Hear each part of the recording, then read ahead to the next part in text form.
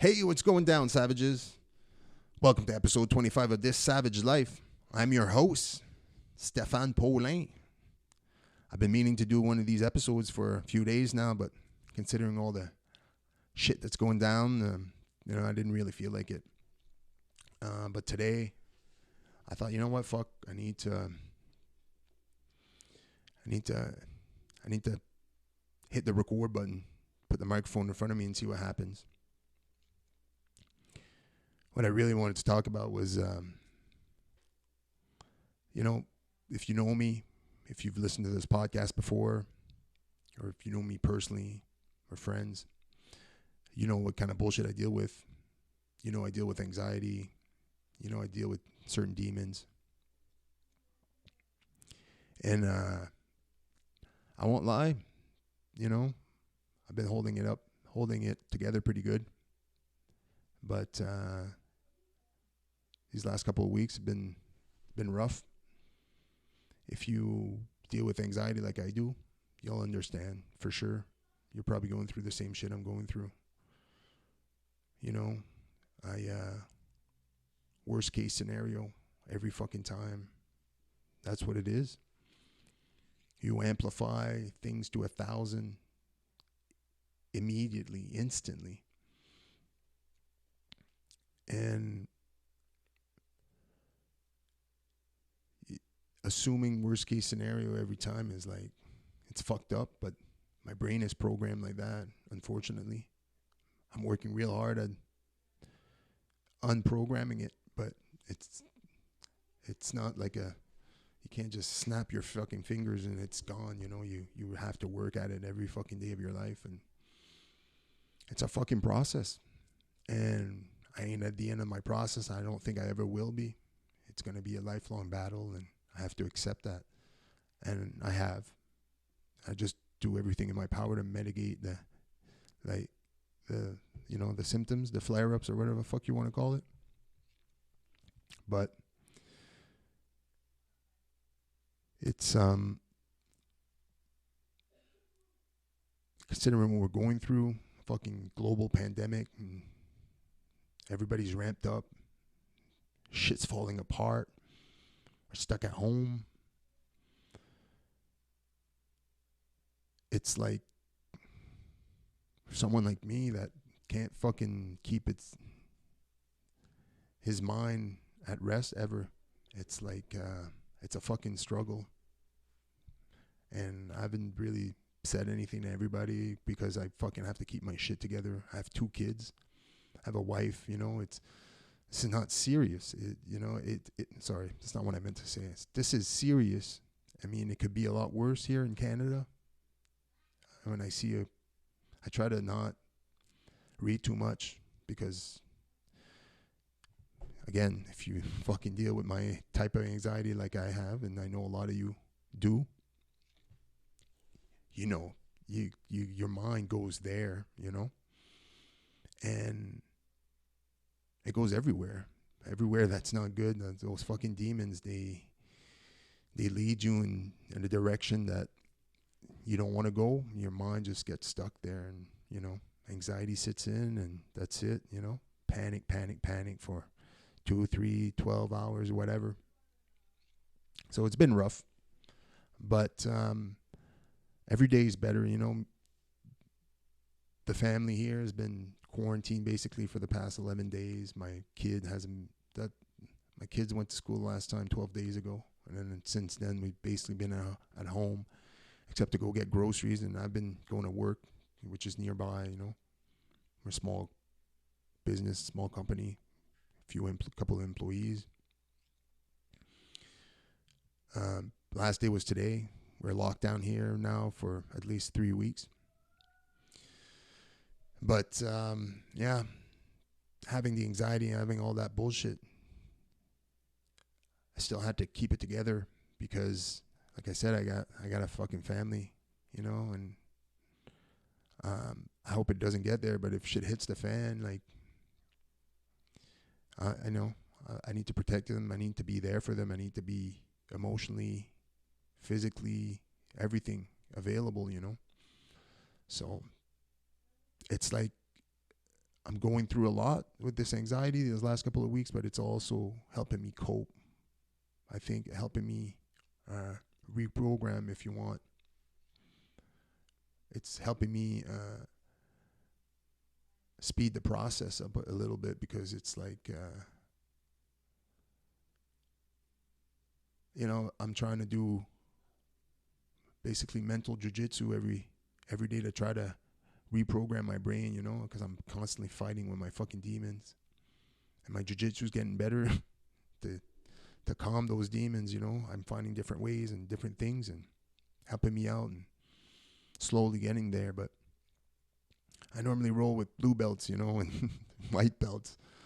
Now this fucking thing is a black belt, and now I have to deal with it. And I'm getting tapped out left and right now. But I ain't quitting. I'm getting back on the mat, and I'm fighting this fucking thing. So, and, I'm figuring it out. And, I'm fucking lucky as fuck that I have the greatest wife in the world that is patient enough to deal with my bullshit and understands who I am and what I am and how my brain somewhat works. She doesn't really understand because she doesn't deal with anxiety like I do. But at least she knows that it's not easy, and she understands. And I mean, not a lot of people could deal with something like that. And for the people that do, if you're listening to this and your spouse or girlfriend, boyfriend is like me and you're sticking around, yeah, props, because I can't imagine how hard it is sometimes. And for the people that are like me that deal with the fucking anxiety, and that's probably not been easy these last couple of weeks, I understand the thoughts that go through your mind. Especially now, I can't go to the fucking gym. I can't work my shit out, and I have to do some squats, some push-ups, and some, in my apartment, some shadow boxing. And when I do, I feel better, obviously, because it's always been like that for me. But, now that I'm going to be at home, I'm going to be spending a lot of time with my kids, and when I'm around them, I'm happy, and I don't think about the bullshit, As long as they're safe, they're fed, everything is good. I'm happy, I'm good. I don't give a shit about the money. I don't give a shit about anything else right now. I just want my family, first and foremost, to be safe and be okay. And if that means I need to get my shit together, well, I need to get my shit together, or I at least have to keep it together. And I guess I just felt like sharing, because even though you keep telling yourself, you're like, man, it feels like I'm alone in this. I'm not. I know I'm not the only one. I can't be. It's fucked up, but I've never looked for any sympathy on anything. I don't share these experiences. I don't share these emotions to looking for any sort of sympathy or like a pat on the back. I don't. It's because, fuck, man, when you go through shit like this almost on the daily sometimes, it's not something you would ever wish on anybody else. Not your friends, not your family, your kids.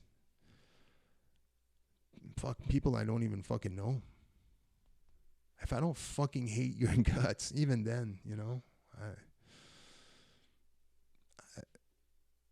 I don't wish, and I know there's a lot of people that deal with mental health issues. It's, a lot more than say it, there's a lot of people that deal with it in secret, and a lot of people are open about it. And I'm one of those people that is just open about it.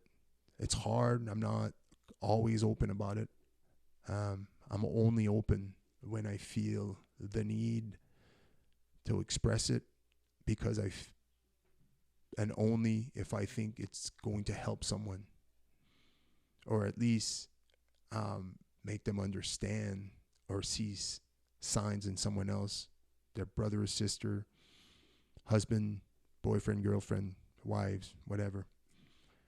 Because a lot of time, especially in men, it's not a fucking easy thing to admit that your brain is fucked up and that you have these fucking fucked up emotions sometimes and these feelings that you can't explain, because as a man, you always want to be in fucking control. You always want to be in control of your emotions. You always want to be in control of the situation. You always want to be in control. Especially when you have family, kids and stuff, you want to be in control as much as possible, because you understand that when you're in control, you decide,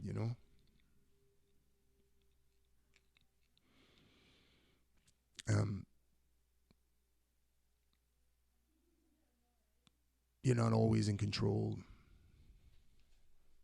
of your emotions when you deal with anxiety. And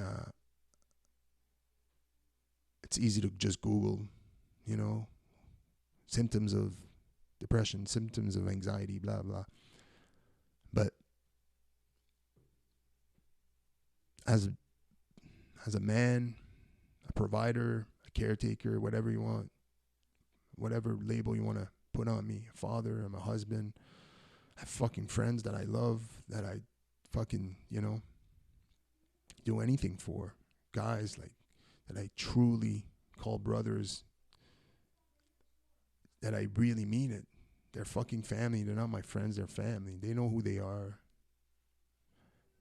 These fucking guys, they get it, They know.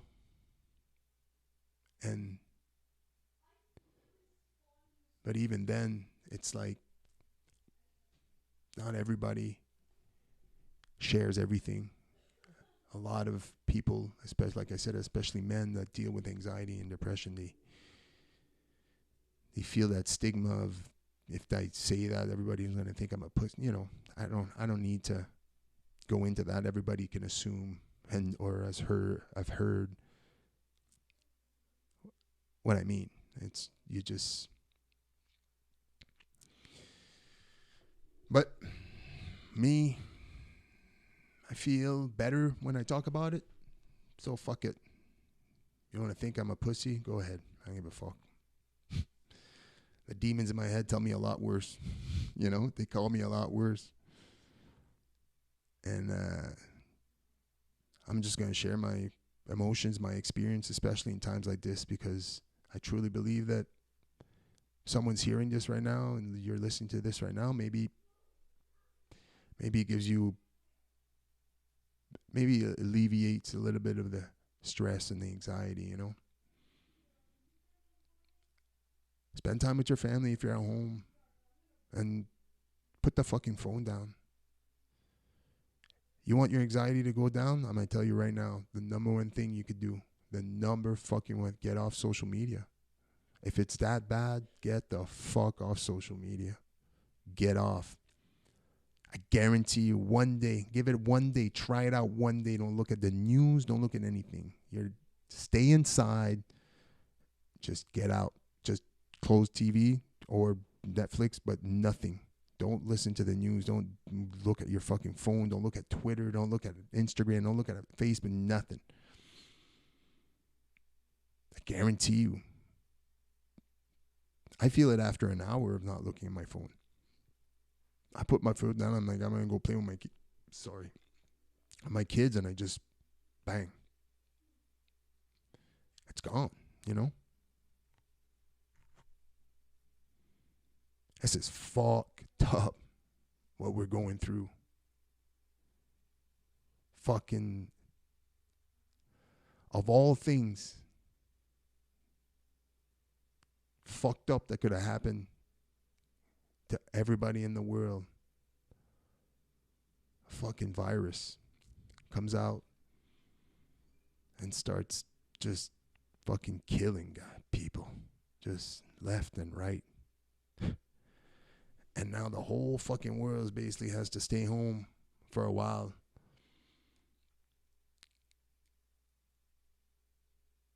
Like at the end of the day, whatever you believe in, whatever you choose to believe in, whatever religion or whatever beliefs you have, whoops, sorry. Just kick the camera there if you're listening to this, so people watching this on YouTube.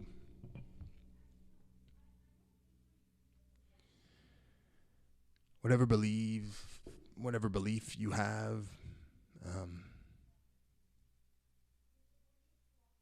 doesn't really matter. You know, it's like you could choose to believe that Mother Nature needed to heal itself and that it needed to find a way for people to stay inside. And it kind of made a calculation like what kind of disasters, what disaster can I do? And I know it's fucked up to think, you know, because at the end of the day, it's not really, probably not what happened, you know, it's a series of circumstances that just snowballed into what we are now, you know, stuck at home.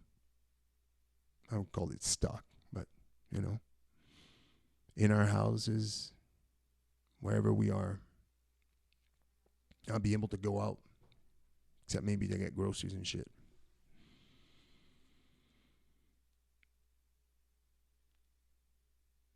I think it's an opportunity, and I think a lot of people are seeing it that way. And I think for the first couple of weeks into this, people are, you know, I've seen a lot of people last week on social media and sharing a lot of things and positivity and just having a blast, you know, and that's amazing. It's great. I loved it, you know. And if you follow me on Instagram, you'll see my stories. You know, I try to put content out there just to entertain, but also to keep, you know, make people laugh or whatever. You know, me and my wife, we have a blast. And, you know, I catch her off guard all the time. And now that I'm at home with her all the time, it's a lot easier. I just hit the record button. Sometimes she doesn't even realize. And we just go into you know, having a fucking amazing conversation, or funny at least. So, but my point was that, you know, I believe that as much as my fucking demons want to push me in the other direction, as much as, you know, I want to say that, like, man, we're all going to die. You know, this is it. The end of the world is the apocalypse, motherfucker. Like, nah, I think it's going to change a lot in society, globally. But I think at the end of the day, a lot of people are going to fucking realize that there's a lot of bullshit that isn't important.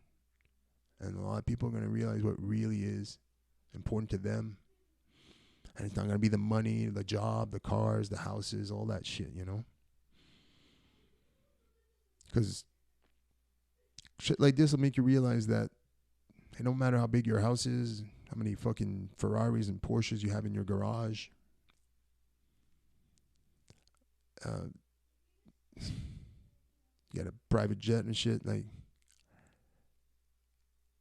if you don't got family, community, you don't surround yourself with people that fucking love you and cherish you and respect you and need you, you're all alone in your fucking mansion. I don't know. I just feel like people are going to start realizing certain shit, and people are going to start realizing they're a lot happier when they spend time with the people they love instead of being at the office, working till 10.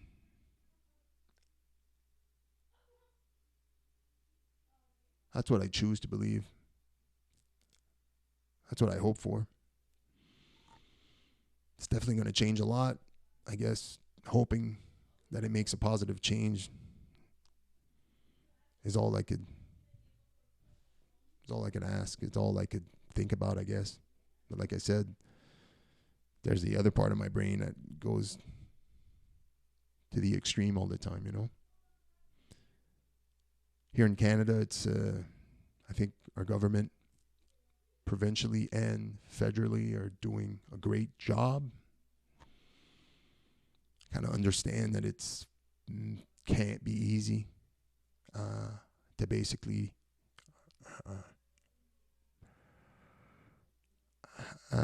be in control of the welfare, or the, you know, 30 plus million people in this country. To be to have that on your shoulders.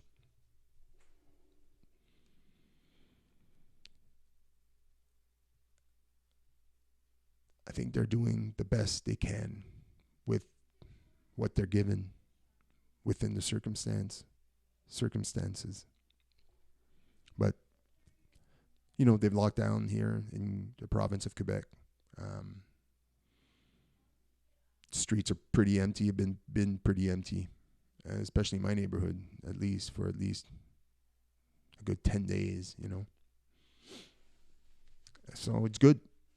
And like I said, I just hope that we'll all come out of this. You know what? I don't hope. I think, I know. I have a feeling. I don't know. We're all going to come out of this truly understanding what's important. And a lot of people are going to be making a lot of changes after this. You have to. I mean, number one, you got to be more prepared. But number two, I think you got to put things in, you know, you got to prioritize things differently. I know I will. This is going to definitely change a lot. It's going to give me time to really assess what's important and what's not, and what direction I need to, you know, what direction I need to go in from here. Man, I'm a fucking bummer, ain't I? Fuck, I apologize.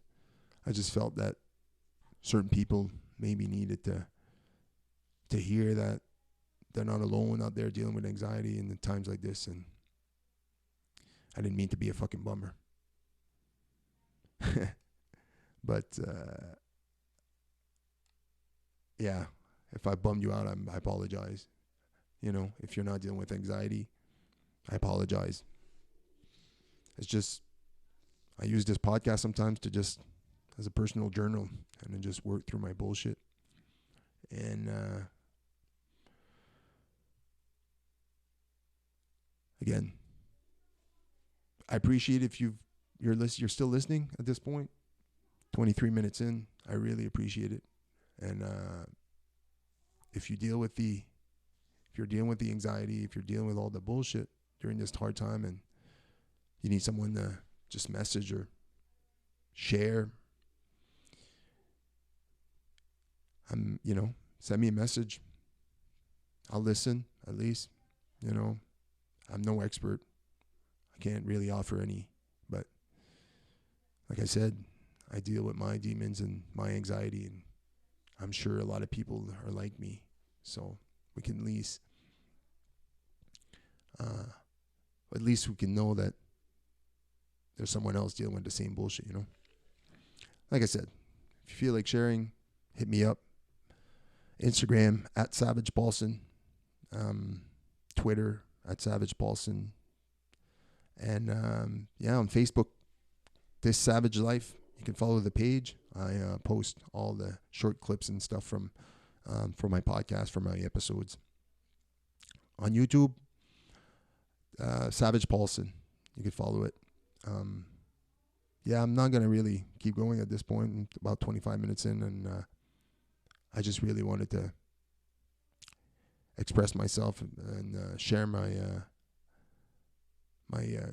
coronavirus experience so far, being someone that deals with anxiety and stuff like shit like that, you know.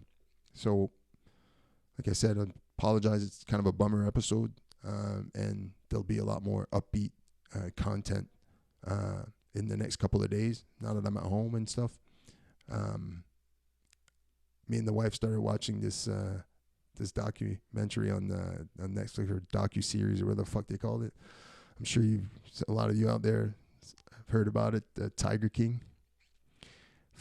Just the most beautiful things. If you haven't watched Tiger King, do yourself a fucking favor on Netflix. It's got like 7 or 8 episodes, I think. Oh, Jesus. It's just a masterpiece of the most fucked. It's just amazing. Just amazing. I'm not going to say any more. It's just, oh my God. I mean, it might not be for everybody. Give it a shot. Don't give up on it after the first episode. Go 2 or 3 episodes deep before before you quit on it. But I don't think you will. It's pretty captivating, and we're in episode 5 now. I think 4. Yeah, I watched 2 and 2, and just Tiger King. Give that shit. You want to get distracted from this whole coronavirus shit? Yeah, get yourself watch Tiger King, and I promise you, that shit'll distract you from all the bullshit. Guys, I appreciate the fuck out of everybody that subscribed, shared, all that stuff. Anybody that's listening, anybody that, you're still here, I love you guys, and I hope, like I said, I know this was a fucking bummer, but I really hope that someone listening to this, it really, hit home and maybe made you feel a bit better, at least knowing that other people out there going through the same bullshit. I'll catch you guys later. Like I said, I'm going to be trying to put out some content more and more now that I'm at home, but still got shit to do. My wife's got me. She's already got 2 things she already wants me to do in the next 3 weeks. I can only imagine that fucking list is going to get longer by tomorrow and by the end of the week. So I'm going to be busy, but I'm definitely going to try to put out more content, more podcasts, even if it's only one-on-one. I'm trying to set up with the fucking Skype, but it doesn't seem to be working for me right now. I'm having some issues with my computer. I don't know if it's just too fucking old, but I wanted to have a podcast with one of my friends, and he wanted to call in on Skype, but I can't seem to get it where. But we'll get it there. And again, thanks for listening. This Savage Life, available on Apple Podcasts, Google Play, Stitcher, Spotify, YouTube. Subscribe, please. If you're an Apple Podcast user, give it a 5-star rating if you enjoy the episodes. I would greatly appreciate it. Guys, talk to you later. Much love, everybody.